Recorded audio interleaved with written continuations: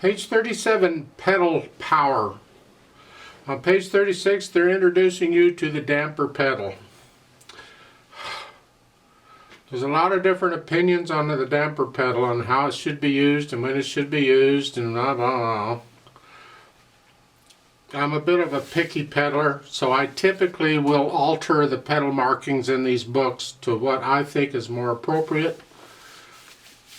But we'll talk about it as time goes on. In the middle of the page, they kind of give you an idea how to use the pedal. I think most of that's just common sense. Do you really need an instruction on how to use your foot? Okay, whatever, I don't know. But at the bottom of the page, they give some indications in the music of how pedal might be indicated in the music or where to use it. And different publishers use different indications. And if you go back and look at music, real old music that's been a long time ago, they would have other indications. I mean, that's good luck figuring it out. The most common pedal indication in music used today is shown at the bottom of page 36, where you have the line goes down, that's where you push the pedal down, and as long as the line's going across, you keep the pedal down. And then on those little arrow thingies, the little caret things, you just lift it up and put it right back down. You don't have to be quick about it, just up and down. That's what that means. And then when the line goes up, you lift the pedal up. That is an indication of what we call legato pedaling, or syncopated pedaling, lag pedaling, smooth pedaling. Doesn't matter what you call it. The point is there's always sound coming from the piano, because that little time when you lift the pedal up and down, you're holding notes down during that, so there's still sound coming from the piano. It's the pedal indication for number 1 I'm concerned about, because that's not totally accurate. You see, if they want you to lift the pedal up and leave it up for a bit and then put it down, this is the kind of indication will be there, except for the up, the little line going across between the up and the down. That won't be there. There's no line there. They don't need a line connecting when the pedal is up. They only need the line connecting when the pedal is down. So you'll see it in music. In that case, you lift the pedal up and you'll leave it up for a little bit and then put it down, or a long time put it down.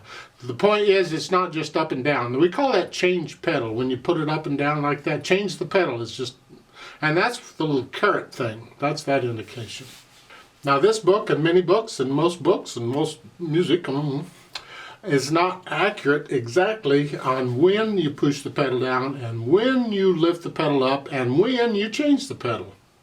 That's where a teacher comes in. Well, hopefully you got a teacher that can help you. If you don't got a teacher, then you may be stuck with me. I'll do what I can. But there's different styles of pedaling and people don't agree. So I'm going to teach you as I understand it. Somebody else might teach you differently. Fine, I don't care. On pedal power, let's look at that.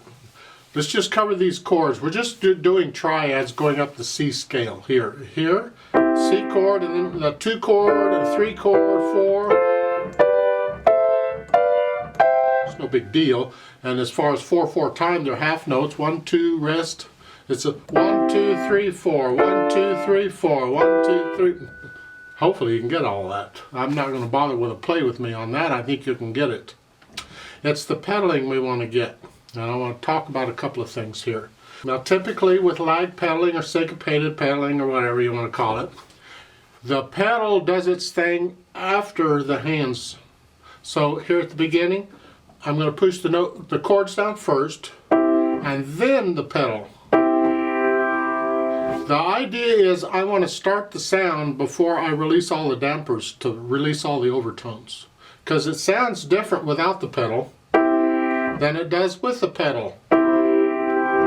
It sounds different. There's a slight different sound, and we need to learn to listen for that difference. It's important. So we're going to have to listen very carefully. So I'm going to push the notes down first and then the pedal. And that's the way it's done most of the time. Not all the time, but most of the time. And then in the next measure, when I change it, I'm going to push the notes down in the measure and then change the pedal. So it's going to overlap just a little bit. So here and then here, each time it overlaps. This ensures there's always sound coming. And at the end, the pedal, it comes up, and I will tell you, lift the pedal with the hands at the same time, except in this, the way this is written, you don't do that. You'd lift the right hand up on beat 3, and the pedal, the way they're showing it, is you lift it up at the end of the measure, at the end of beat 4. A lot of times in music, I like to hear the rests. I mean, you don't always hear the rests. Sometimes, so if that's the case, I'm going to lift the pedal up with the hand. So then I'm going to play the notes and then the pedal. I'm going to lift the pedal with the hand on beat 3, so I get a 2 beats of rest. It's this way. 1, 2, 3, 4. 1, 2, 3, 4. 1, 2, 3, 4. And I encourage you to practice that too. We have to be aware of when we pedal. Now, when you learn a new piece of music, always learn it without the pedal. Make sure the fingers and the hands are doing what they need to be doing, because it becomes too easy to let the pedal cover it up. So let's say like here, hold that down for 2 counts. Well, if the pedal's down, I don't need to. I can just let it do it. Big deal. What's the difference? There's a huge difference. And as we go through the pieces, we get more into it. But please, don't let the pedal become your crutch. Learn the piece without pedal first, and then you add the pedal, and you can hear distinctly the difference that the pedal makes in the sound. Very important. Now, as I said earlier, I'm not going to do a play with me on this. I think you can do that. However, I would like to do the duet part at the bottom.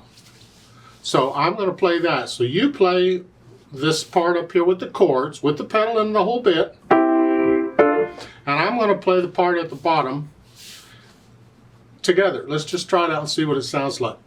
So I'll give us 4 counts. 1, 2, ready, go.